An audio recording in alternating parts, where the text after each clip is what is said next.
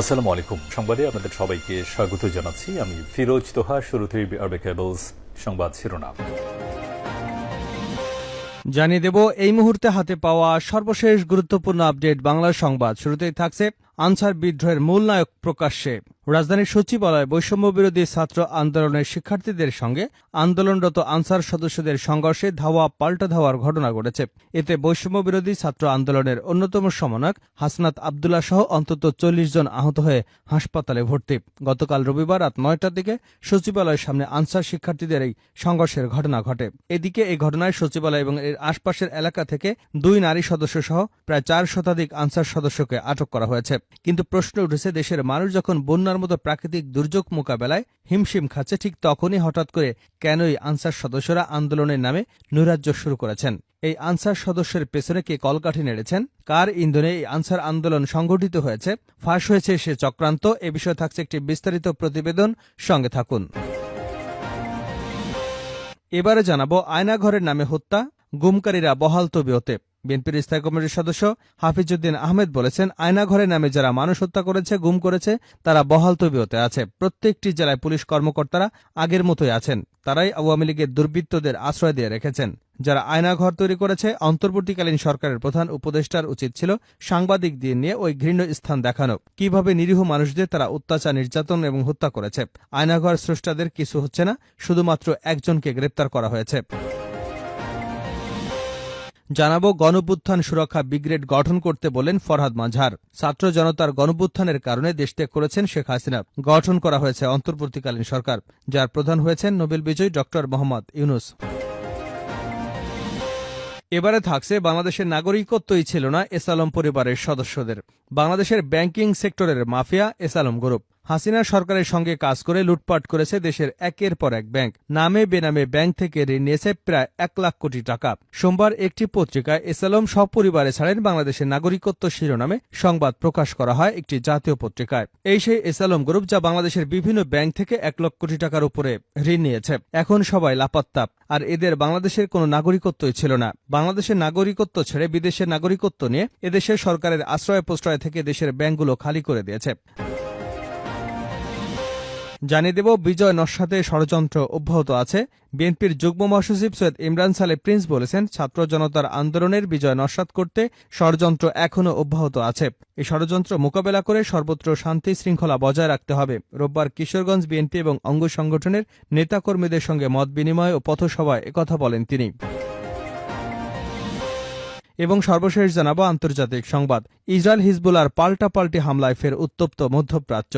ইসরায়েলের সামরিক বাহিনী ও লেবাননের সশস্ত্র গোষ্ঠী হিজবুল্লাহর মধ্যে রোববার পাল্টাপাল্টি হামলার যে ঘটনা ঘটেছে, সেটি ঘিরে উদ্বেগ দেখা দিচ্ছে।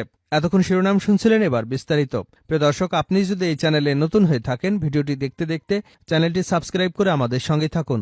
আর এই ভিডিও সম্পর্কে আপনি আপনার মূল্যবান মতামতটি কমেন্ট বক্সে জানিয়ে দিন। আর হ্যাঁ প্রিয় দর্শক, জানিয়ে দিন ভিডিওটি কোথা থেকে দেখছেন। আনসার বিদ্রোহের মূল নায়ক এখন প্রকাশ্যে। রাজধানীর সচিবালয়ে বৈষম্য বিরোধী ছাত্র আন্দোলনের শিক্ষার্থীদের সঙ্গে আন্দোলনরত আনসার সদস্যদের সংঘর্ষ, ধাওয়া পাল্টা ধাওয়ার ঘটনা ঘটেছে। এতে বৈষম্য বিরোধী ছাত্র আন্দোলনের অন্যতম সমন্বয়ক হাসনাত আবদুল্লাহ সহ অন্তত গতকাল রবিবার ৯টার দিকে সচিবালয়ের সামনে আনসার শিক্ষার্থীদের সংঘর্ষের এ ঘটনা ঘটে। এদিকে এ ঘটনায় সচিবালয় এবং এর আশপাশের এলাকা থেকে ২ নারী সদস্য সহ প্রায় ৪ শতাধিক আনসার সদস্যকে আটক করেছে আইনশৃঙ্খলা রক্ষাকারী বাহিনী। কিন্তু প্রশ্ন উঠেছে, দেশের মানুষ যখন বন্যার মতো প্রাকৃতিক দুর্যোগ মোকাবেলায় হিমশিম খাচ্ছে, তখন হঠাৎ কেন এই আনসার সদস্যরা আন্দোলনে নৈরাজ্য শুরু করেছে? এ নিয়ে সামাজিক যোগাযোগ মাধ্যমে সাধারণ মানুষ নিজেদের মতো করে মত প্রকাশ করেছেন। জাতির ক্রান্তি লগ্নে এ বাহিনীর আচরণে সবাই ক্ষুব্ধ। অনেকেই আনসার বাহিনীকে বিলুপ্তির দাবিও জানিয়েছেন। আন্দোলনকারী আনসার সদস্যদের সঙ্গে ব্যাটালিয়ন আনসারের কোনো সম্পর্ক নেই বলে জানিয়েছেন বাংলাদেশ আনসার ও গ্রাম প্রতিরক্ষা বাহিনীর মহাপরিচালক DG major general Abdul Mutaleb Sajjad Mahmud. তিনি বলেন, আন্দোলনকারী অনেকেই আনসার সদস্য নয়, তারা বহিরাগত। তারা আনসারের পোশাক পরে আন্দোলনে আসেন অন্য উদ্দেশ্য নিয়ে। বৈষম্য বিরোধী ছাত্র আন্দোলনের সমন্বয়ক সার্জিস আলম হুঁশিয়ারি দিয়ে বলেছেন, শকুনদের বলে দিতে চাই, আজকের পর থেকে সচিবালয়ের আশেপাশে অবস্থান করলে ছাত্র জনতা দেখে নেবে। তিনি বলেন, ৩৬ দিনের গণঅভ্যুত্থানে আমরা সচিবালয় ঘেরার মতো কোনো কর্মসূচি দেইনি, কারণ এখান থেকে রাষ্ট্র পরিচালিত হয়। গণঅভ্যুত্থানের কয়েকদিন যেতে না যেতেই অধিকার আদায় নামে যারা ভণ্ডামি করে সচিবালয় ব্লকেট করতে চায়, তারা স্বৈরাচারের দালাল। আমাদের ভাইদের উপর হামলাকারীদের বিচার না হওয়া পর্যন্ত আমরা রাজপথ ছাড়ছি না। শকুনদের সাবধান করে দিতে চাই, আমার ভাইয়ের দিকে হাত বাড়ালে আর অস্তিত্ব থাকবে না। ছাত্র জনতার উদ্দেশ্যে এই সমন্বয়ক বলেন, আপনাদের একটি কথা বলতে চাই, শকুনেরা হারিয়ে যায়নি। যে কোনো সময় শকুনের উৎপাত দেখলে প্রতিহত করতে হবে।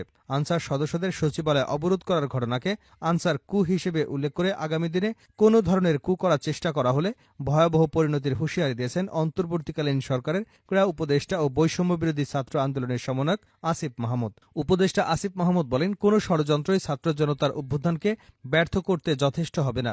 জুডিশিয়াল কু, পথভ্রষ্ট আনসার কুর উদাহরণের পরে যদি সাবধান না হন তবে ভয়াবহ পরিণতি ভোগ করতে হবে। এছাড়া সামাজিক যোগাযোগ মাধ্যম ফেসবুকে হাজার হাজার মানুষের প্রতিক্রিয়া ঘুরে বেড়াচ্ছে। এদের মধ্যে একজন লিখেছেন, এদেরকে দিয়ে পাল্টা অভ্যুত্থানের অপচেষ্টা চালানো হচ্ছে। এই কুলাঙ্গারদের চিহ্নিত করে গ্রেপ্তার করবার দাবি জানাচ্ছি। তাদের মদতদাতাদের চিহ্নিত করে আইনের আওতায় নিয়ে আসা হোক। এদিকে নতুন করে আনসার বিদ্রোহের পর সাবেক প্রধানমন্ত্রী শেখ হাসিনার পুত্র সজীব ওয়াজেদ জয়ের একটি পোস্ট ঘিরে রহস্য দেখা দিয়েছে। শেখ হাসিনা দেশ থেকে পালিয়ে যাবার পর টানা কয়েকদিন দফায় দফায় ভিডিও প্রকাশ করে জয় তার ক্ষোভ প্রকাশ করেছিলেন। সে সময় ভিডিওর মাধ্যমে তিনি একমুখে নানান কথা বলে সমালোচনার মধ্যে পড়েন। বিশেষ করে দেশের বাইরে থেকে বিদেশি কিছু সংবাদ মাধ্যমে প্রকাশিত তার সাক্ষাৎকার ছিল চোখে পড়ার মতো। বোঝাই গেছে যে মা শেখ হাসিনার পদত্যাগের বিষয়টি কোনোভাবেই তিনি মেনে নিতে পারছেন না। সবশেষ ভারতের একটি গণমাধ্যমে ভুল হিন্দি বলে বিদ্রুপ প্রতিক্রিয়ার সম্মুখীন হন জয়। তারপর থেকে অনেকদিন নীরবই ছিলেন তিনি। দেশে ভয়াবহ বন্যার মতো প্রাকৃতিক দুর্যোগ দেখা দিলেও কোনো কথাই তাকে বলতে দেখা যায়নি। কিন্তু গতকাল আনসার বিদ্রোহের পর আবারও ফেসবুকে সরব হলেন হাসিনা পুত্র। শিক্ষার্থীদের সঙ্গে আন্দোলনরত আনসার সদস্যদের সংঘর্ষে ধাওয়া পাল্টা ধাওয়ার ঘটনার পর জয় নিজের ফেসবুকে দেশের গণমাধ্যমের প্রতিবেদন শেয়ার করেছেন। সেখানে তিনি লিখেছেন, শান্তিপূর্ণ আনসার আন্দোলনকারীদের লাঠি দিয়ে হামলা চালিয়েছে ছাত্র আন্দোলনকারীরা। পোস্টটি দেওয়ার সঙ্গে সঙ্গে নেটিজেনদের তোপের মুখে পড়েন জয়। কেউ লিখেছেন, তোমার এই পোস্ট দেখে কারো আর বুঝতে বাকি নেই যে তুমি এর প্রধান হিরো। আবার কেউ লিখেছেন, তারা দাবি নিয়ে আসছে সেটার পক্ষে ছিলাম, কিন্তু কাপড় খুলে পালাচ্ছে তার জন্য প্রস্তুত ছিলাম না। একজন লিখেছেন, জয় ভাই, বন্যা নিয়ে তো আপনার কোনো পোস্ট দেখলাম না। এদিকে আজ সোমবার সকালে জয় আবারও একটি পোস্ট দিয়েছেন। সেখানে তিনি লিখেছেন, সচিবালয় ঘিরে বিক্ষোভ নিষিদ্ধ করার জন্য আমাদের বুদ্ধিজীবীরা আমাদের আল সরকারের সমালোচনা করেছেন, অথচ 2 সপ্তাহের মধ্যে এই অন্তর্বর্তী প্রশাসনকে সেখানে সভা সমাবেশ নিষিদ্ধ করতে হয়েছে। দায়িত্বহীনতা এবং সমালোচনা করা সহজ, ক্ষমতায় থাকা আর শাসন করাটা আলাদা ব্যাপার। প্রসঙ্গত, সচিবালয় অন্তর্বর্তী সরকারের প্রধান উপদেষ্টা ড ইউনূসের বাসভবনের আশপাশে সব ধরনের গণজমায়েত সভা সমাবেশ নিষিদ্ধ করেছে ঢাকা মহানগর পুলিশ। বুধবার রবিবার দিবাগত রাতে ডিএমপির কমিশনার মোহাম্মদ মইনুল হাসান স্বাক্ষরিত এক গণবিজ্ঞপ্তিতে এ তথ্য জানানো হয়েছে। আয়নাঘরের নামে হত্যা, গুমকারীরা বহাল তবিয়তে মেজর হাফিজ। বিএনপির স্থায়ী কমিটির সদস্য মেজর অবসরপ্রাপ্ত হাফিজউদ্দিন আহমেদ বলেছেন, আয়নাঘরের নামে যারা মানুষ হত্যা করেছে, গুম করেছে, তারা বহাল তবিয়তে আছে। প্রত্যেকটি জেলায় পুলিশ কর্মকর্তারা আগের মতোই আছেন। তারাই আওয়ামী লীগের দুর্বৃত্তদের আশ্রয় দিয়ে রেখেছেন। যারা আয়নাঘর তৈরি করেছে, অন্তর্বর্তীকালীন সরকারের প্রধান উপদেষ্টাদের উচিত ছিল সাংবাদিকদের নিয়ে এই ঘৃণিত স্থান দেখানো এবং কিভাবে নিরীহ মানুষকে তারা অত্যাচার, নির্যাতন এবং হত্যা করেছে। আয়নাঘর স্রষ্টাদের কিছুই হচ্ছে না, শুধুমাত্র একজনকে গ্রেপ্তার করা হয়েছে। আজ রবিবার সকালে জাতীয়তাবাদী মুক্তিযোদ্ধা দলের ৩২তম প্রতিষ্ঠা বার্ষিকীতে বিএনপির প্রতিষ্ঠাতা জিয়াউর রহমানের মাজারে শ্রদ্ধা নিবেদন শেষে এমন মন্তব্য করেন তিনি। বিপ্লব এখনও থমকে আছে দাবি করে মেজর হাফিজ বলেন, ২০ দিন অতিবাহিত হয়েছে, কিন্তু এখনও মনে হয় না বিপ্লবীদের সরকার প্রতিষ্ঠিত হয়েছে। শুধুমাত্র আসিফ নজরুল ছাড়া এই বিপ্লবে কাউকেই অংশ নিতে দেখিনি। দ্রুত আয়নাঘরের কারাবন্দীদের বিরুদ্ধে ব্যবস্থা নেওয়ার দাবি জানিয়েছেন তিনি। সেনাপ্রধানকে উদ্দেশ্য করে তিনি বলেন, সেনাবাহিনীকে এমনভাবে রাখবেন, তাদের আচরণ এমন হওয়া উচিত যাতে তাদের দেখে মনে না হয় তারা জনগণের বিপক্ষে দাঁড়িয়েছে। অবিলম্বে যে ১৮৭ জন সেখানে আশ্রয় নিয়েছে তাদের তালিকা প্রকাশ করুন।